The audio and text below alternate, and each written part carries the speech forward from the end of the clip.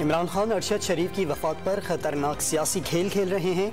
रियासती इदारों पर इल्ज़ामात लगाने की हद तक जा रहे हैं। वज़ीर आज़म का ट्विटर पर पैगाम, इमरान खान को इल्ज़ामात से इज्तनाब और तहकीकात का इंतजार करने का मशवरा। इमरान खान का लॉन्ग मार्च इनकलाब के लिए नहीं, मर्जी का आर्मी चीफ लगाने के लिए है। नवाज शरीफ का दावा, अवाम इमरान खान का इनकलाब उनकी 4 साल हुक्मरानी में देख चुकी।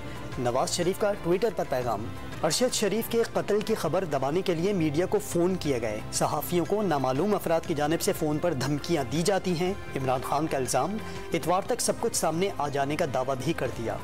लाहौर में इमरान खान की ज़ेरे सदारत पाकिस्तान तहरीक इंसाफ और मुस्लिम निकाफ की पार्लिमानी पार्टी का मुश्तरका इजलास। वज़ीर आला पंजाब चौधरी परवेज़ इलाही, शाह महमूद कुरैशी और फवाद चौधरी भी शरीक। पिम्स अस्पताल में अरशद शरीफ का पोस्टमार्टम मुकम्मल। कल मेडिकल बोर्ड के इजलास के बाद इब्तदाई रिपोर्ट तैयार की जाएगी।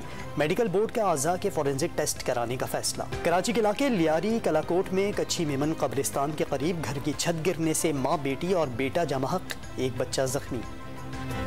और अमेरिका और बरतानिया का मिलकर चीन का मुकाबला करने पर इत्तेफाक। बरतानिया के नए वज़ीर आज़म ऋषि सुनक की अमरीकी सदर से टेलीफोन पर गुफ्तगू। चीन की जानिब से खदशात से मिलकर निमटने का अज़्म। यूक्रेन जंग में रूस को जवाबदेह ठहराने पर मिलकर काम करने का भी वादा।